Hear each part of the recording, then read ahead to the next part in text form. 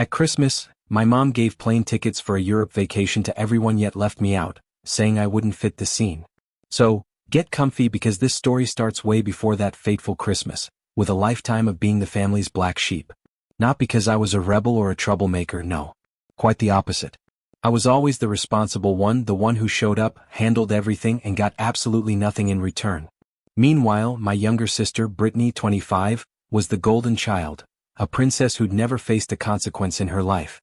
And my younger brother, Derek, 23, the baby, could literally set the house on fire and my parents would blame the matches. It was infuriating. Let me paint a picture of my childhood.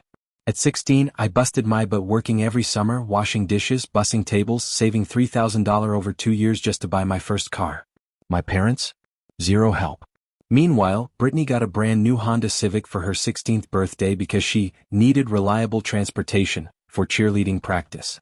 Derek got a Jeep Wrangler for his because boys need something rugged. I drove a beat-up 1998 Toyota Camry with 180,000 miles that I bought myself. The favoritism was so blatant it was almost comical. My straight A's on report cards would get a dismissive, "That's nice, honey." Britney's C average? Celebrate it. She's trying her best, that's what matters. When I won the science fair in 8th grade, my parents forgot to come to the award ceremony. I sat there, alone in the gymnasium, clutching my trophy, watching other kids get hugged. The teacher had to drive me home.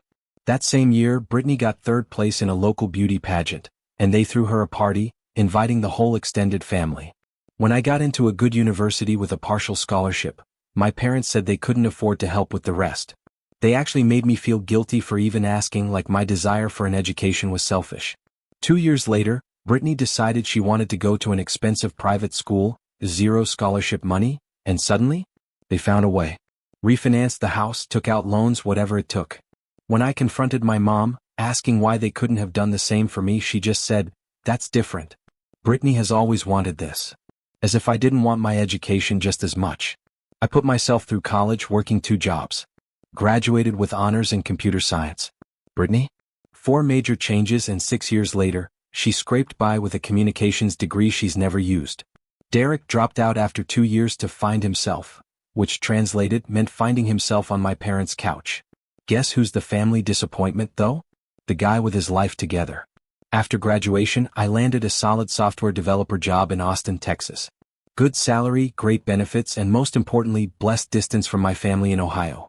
I genuinely hoped some space would help, that they'd finally see me as an individual, not just their convenient, ignored problem solver. Spoiler alert, it didn't. Every holiday became an exhausting performance. I'd fly back, spend hundreds on thoughtful gifts, and receive the most laughably low-effort presents. Last Christmas, I got Britney a designer handbag she'd been obsessing over. Cost me $400. She gave me a $20 gas station gift card. Derek? Nothing. Forgot, bro. My bad. And everyone just laughed like he was adorable. My mom always had an excuse. Britney's so stressed with her job. What job? She works part-time at a boutique and lives rent-free. Derek's going through a rough patch. He's been rough patching for 5 years. At what point does the patch become the whole quilt? The worst part? I never stopped trying. I kept showing up, kept making the effort, kept hoping that this time things would be different. Every holiday I'd think, okay, this is the year they finally see me. And every holiday, I'd leave feeling like a guest in my own family's home. But nothing, and I mean nothing, prepared me for last Christmas. It was December 23rd. I just landed in Ohio after a delayed flight turned a 3-hour trip into a 7-hour nightmare. Exhausted, cranky, questioning why I even bothered. But it was Christmas, right? Family. That's what I kept telling myself. I got to my parents' house around 8 p.m. The whole crew was there. Mom, Dad, Britney with her flavor of the month boyfriend, Chad? Brad. Who cares? And Derek sprawled on the couch, glued to video games. My mom greeted me with one of those half hugs where she's already looking past you. Oh, you made it? We already ate, but there are leftovers. No, how was your flight? No, good to see you. Just an acknowledgement of my existence and food scraps. I was used to it. Christmas Eve was more of the same. Britney monopolized every conversation, droning on about her influencer journey to her 2,000 followers, half of whom were probably bots. Derek complained about how hard his life was while contributing precisely nothing to society. My dad asked me twice to fix his slow computer, which I did because apparently that's my role, IT support and ATM. Then came Christmas morning. We gathered in the living room, tree beautifully decorated, presents piled high. Everyone was in that excited Christmas mood. Everyone except me. I had this weird, sinking feeling. My mom stood up, a huge smile plastered on her face. "Okay, everyone, before the regular presents, your father and I have a very special announcement." She reached behind the tree and pulled out 3 envelopes. 3. Not 4. 3. This year we decided to do something really special. We're taking everyone to Europe in April. 2 weeks for countries: France, Italy, Switzerland, and Spain. Britney screamed like she'd won the lottery. Derek actually put down his phone, a true Christmas miracle.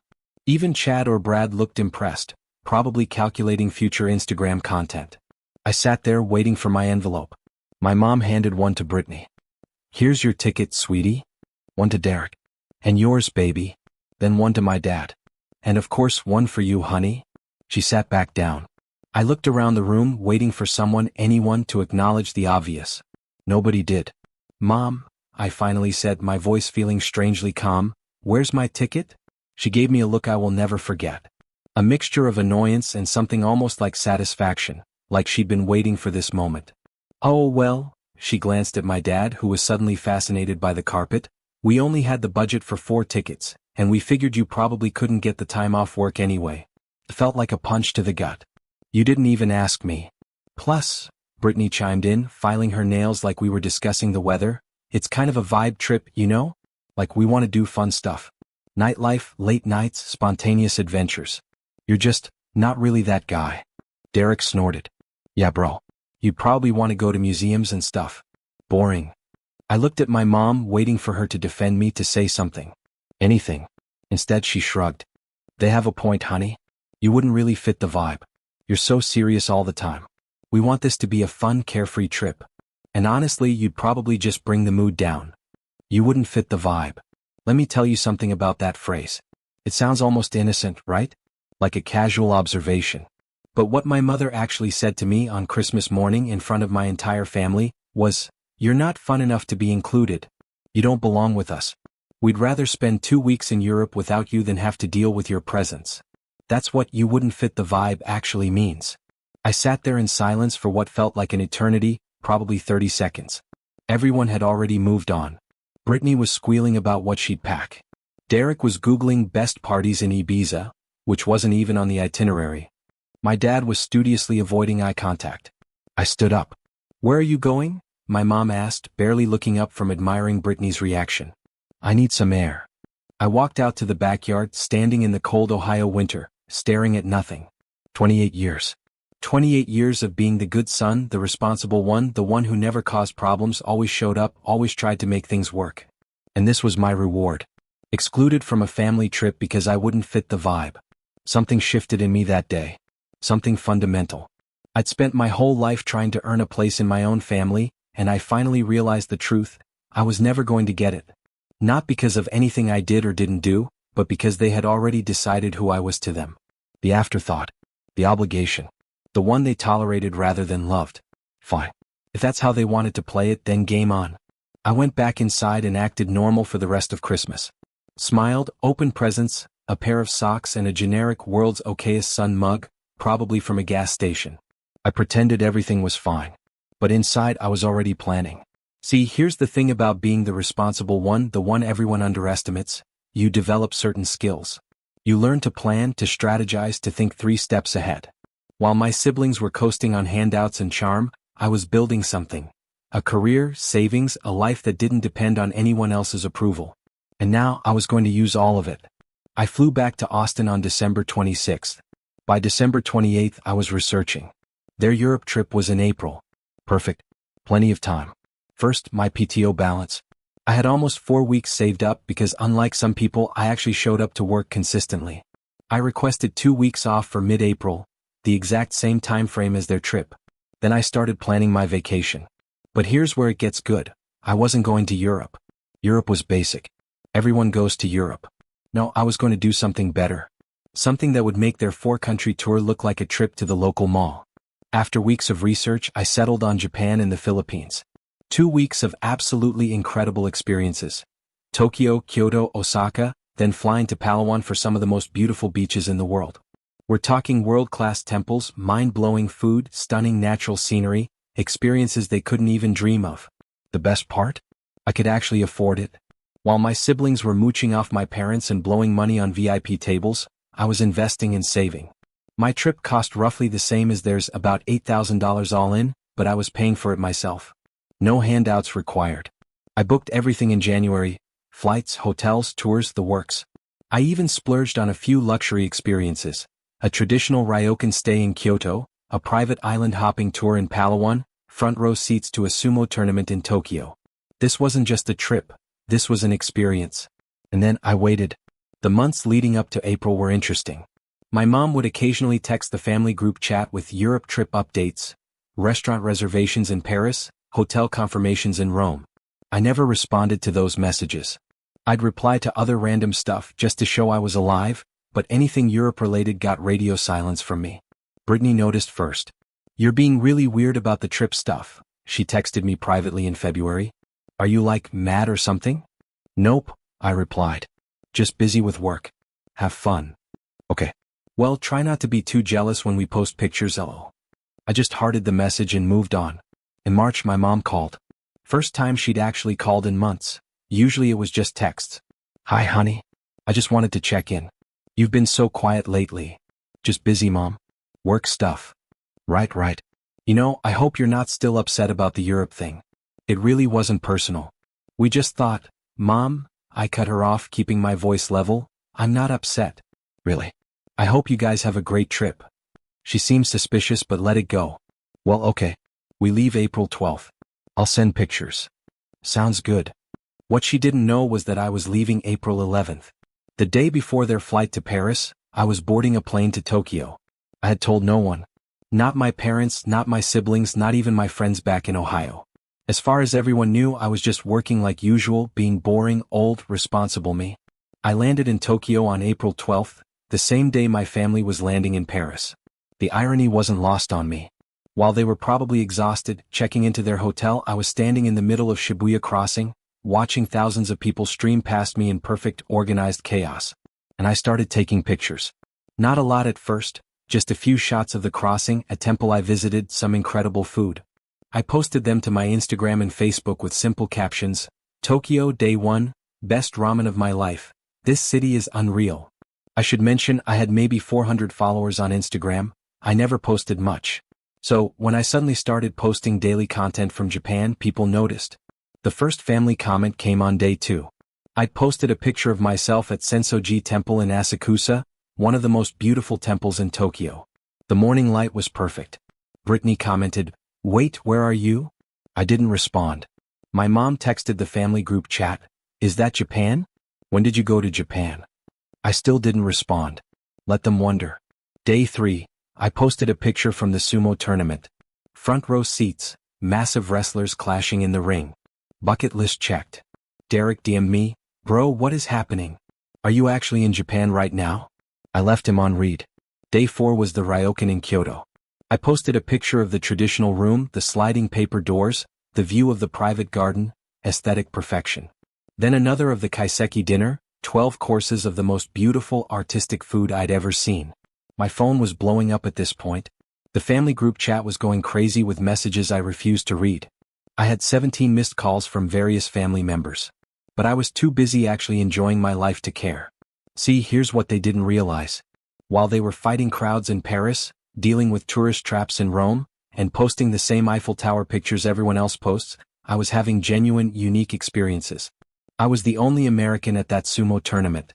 The ryokan I stayed at only had 8 rooms and required reservations 6 months in advance. I was eating at restaurants they'd never even heard of, seeing things most tourists never see.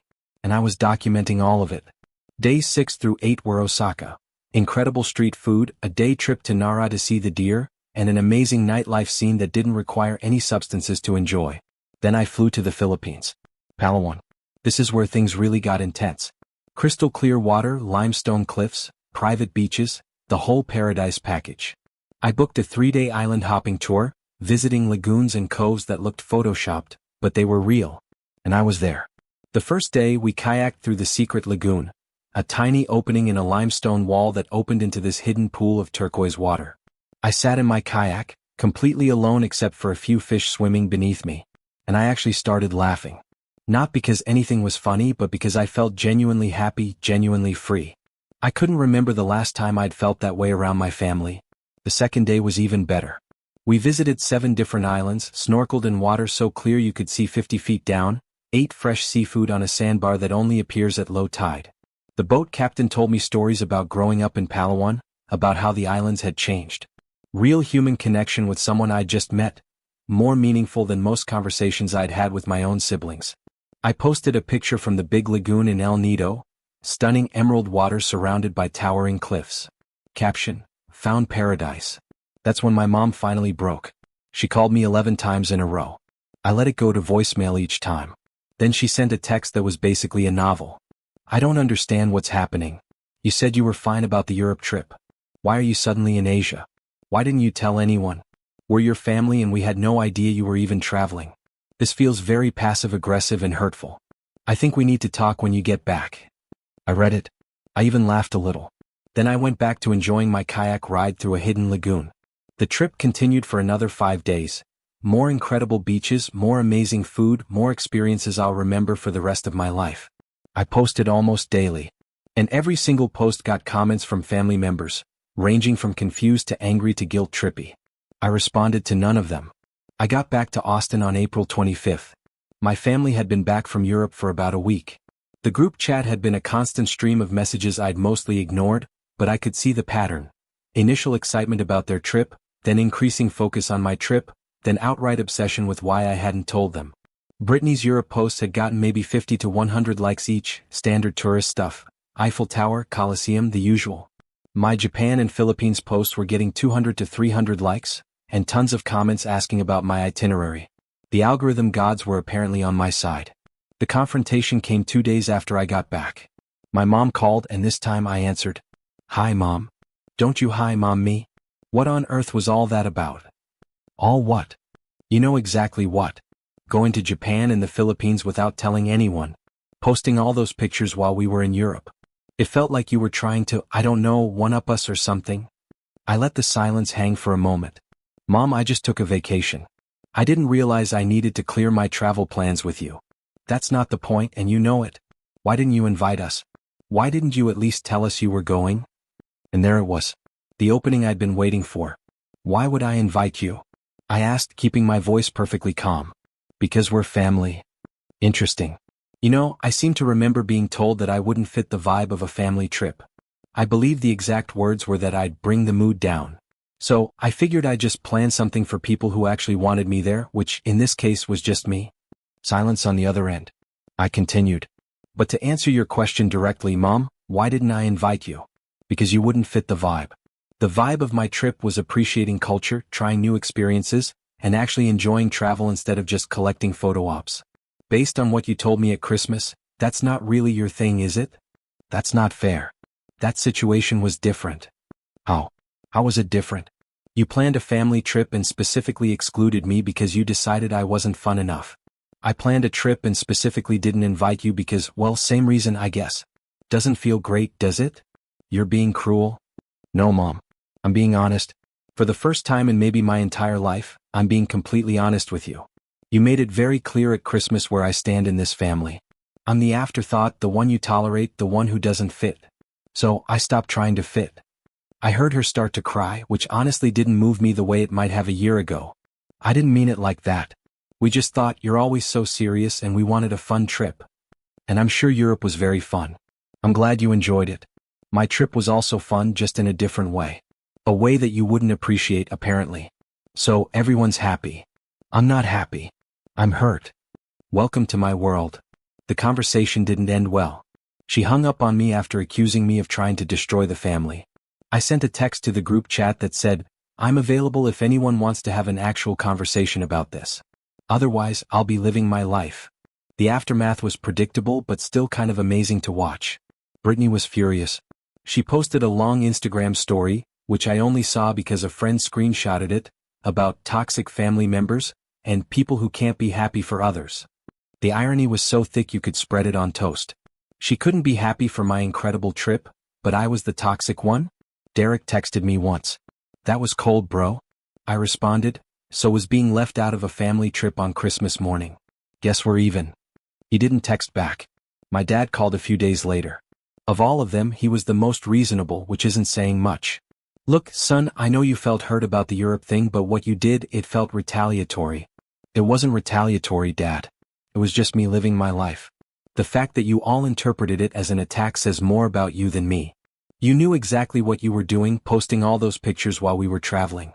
I was documenting my vacation just like Britney documents every meal she eats and Derek documents every video game he plays. Why is it different when I do it? He didn't have a good answer for that. Dad, let me ask you something. If the situations were reversed, if I had planned a trip and specifically excluded everyone else because they wouldn't fit the vibe, what would the reaction have been? Silence. You know the answer. There would have been an intervention. Mom would have cried about how I was tearing the family apart. Britney would have posted about it for sympathy. You would have lectured me about family values and how we need to stick together. Derek would have made jokes at my expense.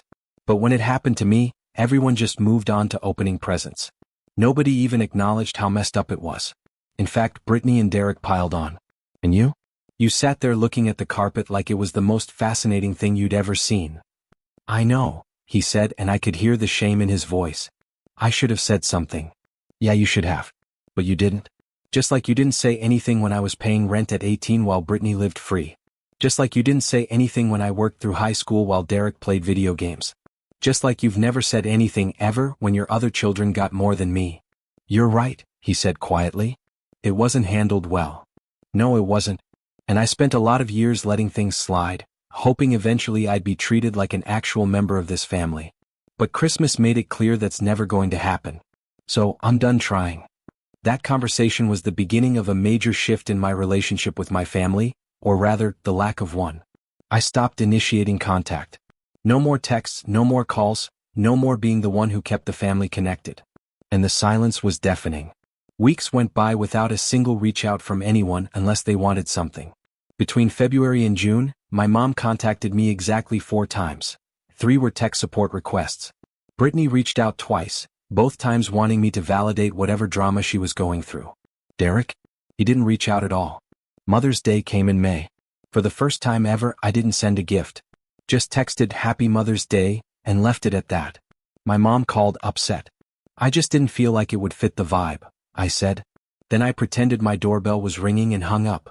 Father's Day, same treatment. Birthday cards? Forgotten. Holiday trips home?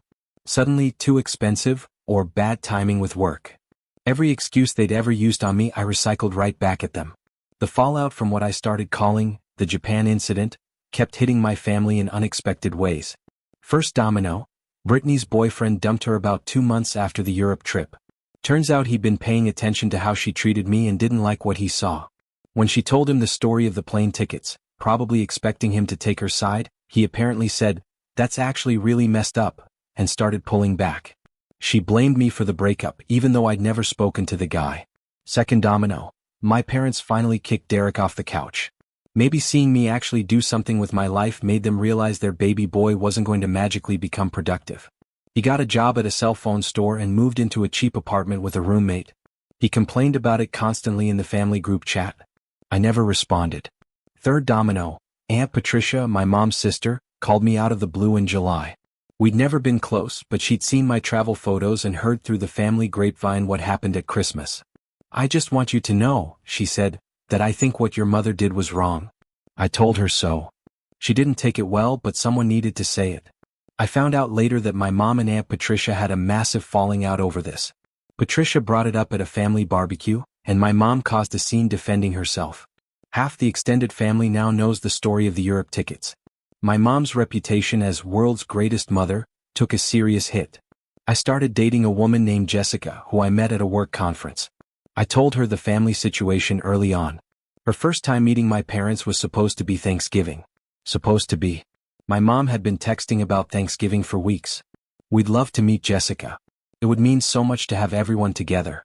Let's start fresh as a family." Then she sent the menu she was planning. Turkey, stuffing, all the usual. At the bottom she'd written, "And I'm making that green bean casserole Britney loves." I stared at that text for a long time. In 28 years, my mom had never once asked what my favorite dish was. Never made anything special for me. but she made sure to highlight Britney's favorite.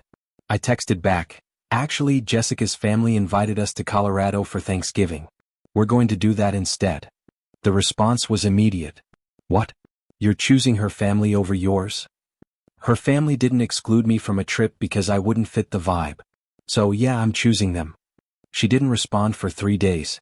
When she finally did, it was a long message about how I was tearing the family apart and holding on to grudges, and how Christmas was months ago, you need to move on. I wrote back, "I have moved on. That's the problem, isn't it?" Thanksgiving in Colorado was incredible. Jessica's family welcomed me like I'd always been there. Her mom asked about my job and actually listened. Her dad and I spent an afternoon fixing the back porch, talking about nothing in particular. Her brothers included me in their fantasy football trash talk like it was the most natural thing in the world. The cabin was a beautiful A-frame in the mountains outside Denver. There were about 15 people there, parents, siblings, cousins, and uncle who told the same fishing story 3 times.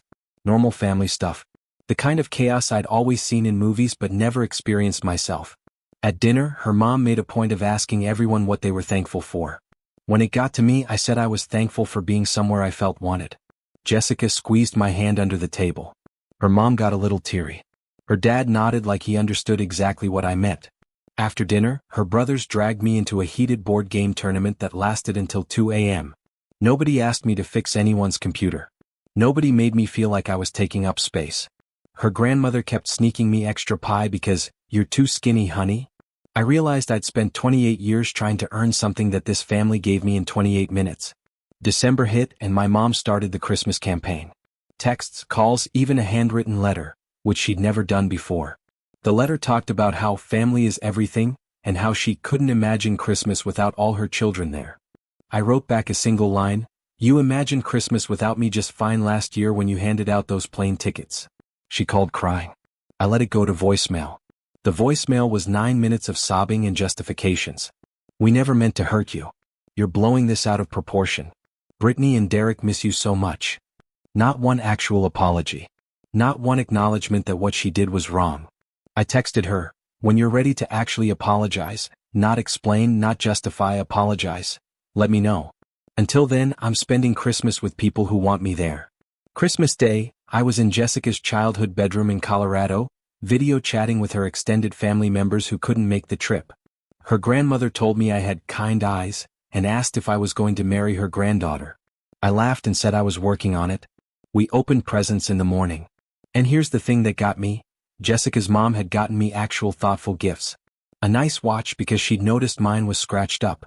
A cookbook from a restaurant I'd mentioned liking once months ago. She remembered. She paid attention. She cared enough to put in effort. I almost cried opening them. Jessica noticed and asked if I was okay. I told her I'd never gotten Christmas presents that someone actually thought about before. Meanwhile, my phone was blowing up with texts from Ohio. Photos from Christmas morning, my empty chair visible in several shots. Messages from Britney saying, "It wasn't the same without me." Derek sent a selfie with a forced smile. My dad texted just, "We miss you, son." I responded to my dad only, "I miss having a family that treated me like I mattered." Guess we're both dealing with loss. 2 days after Christmas, Derek texted me. This was unexpected. "Hey, can we talk?" I almost ignored it, but something made me respond. "About what?" "I've been thinking about stuff. The Europe trip. How things have always been. I was a pretty terrible brother, wasn't I?" I didn't sugarcoat it. "Yeah, you were." "I know. I'm sorry." Then he did something no one in my family had ever done. He got specific. "I'm sorry for laughing when Mom said you wouldn't fit the vibe. I'm sorry for never standing up for you. I'm sorry for all the Christmas mornings where you got garbage gifts and I said nothing. I'm sorry for piling on instead of having your back." "What brought this on?" I asked. "Honestly? Working retail. I deal with entitled people all day who treat me like I'm invisible. And I keep thinking that's how you must have felt in your own family. I was one of the people making you feel that way." We texted for about an hour. He told me getting kicked out and having to work changed how he saw things. He could finally understand what it was like to try hard and not get recognized for it. I told him I appreciated the apology, but that words were easy. I needed to see consistent action before I could trust him again. "Fair," he said. "I'll keep working on it." 3 weeks later, he drove down to Austin. First time any family member had visited me in the 4 years I'd lived there. We grabbed lunch at this taco place I like, walked around downtown, checked out a guitar shop because he'd been thinking about learning. We had actual conversations like normal brothers might. It was weird and awkward and kind of nice. We talked about his job. Turns out retail is humbling when you've never had to work before. He told me about a customer who screamed at him for 20 minutes over a phone case. And I just stood there taking it because I need this job, he said. And I thought about all the times I watched mom and dad dismiss you. And you just took it because what else were you going to do? You were a kid. Took me 28 years to actually leave, I said. Better late than never. Before he left he said, Mom's losing it by the way. She didn't get what she wanted for Christmas. You coming home and pretending everything's fine, and she doesn't know how to handle it. Not my problem anymore, I said. I know. I'm just saying she's finally realizing she messed up. Whether she'll actually admit it is another thing. February brought the big one. My dad showed up at my apartment. No warning. Just knocked on my door on a Saturday morning. I almost didn't let him in, but he looked exhausted, older than I remembered. So I made coffee and we sat down. Your mother doesn't know I'm here, he said. Okay. I've been doing a lot of reading, he started, about favoritism, about family dynamics, about how parents can hurt their kids without realizing it. He set down his coffee cup. That Christmas with the tickets. I've replayed it 100 times. The look on your face when you realized there wasn't one for you, and I just sat there. Yeah, you did. I helped plan it. I knew we were leaving you out. I told myself it was fine because you probably couldn't get time off anyway. He shook his head. That's garbage. I knew it was wrong and I did it anyway because it was easier than standing up to your mother. I didn't say anything. Just let him keep going. You deserve better. Your whole life you deserve better. I watched you work twice as hard as your brother and sister and get half the recognition. I watched you pay rent while they lived free. I watched you get ignored and overlooked and I never said a word. He looked me in the eye. I'm sorry. Not sorry you felt hurt. I'm sorry for what I did. What I didn't do. All of it. We talked for 3 hours. He named specific things. Birthdays, achievements, moments where he could have stood up for me and didn't. He didn't make excuses. He just owned it. At the end, I told him I appreciated him coming, that it meant something, that I wasn't ready to forgive yet, but this was a start. He asked if he could hug me. I let him. First time in years. After he left, I texted him, thanks for coming. That took guts.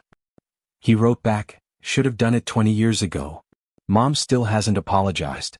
Britney is still playing victim. But I've got my dad actually trying. Derek slowly coming around. And a girlfriend whose family treats me better than my own ever did. Honestly, this whole journey has been a lot. What about you? Have you ever had to draw a line with family like this? Or stood up for yourself in a way that truly surprised them?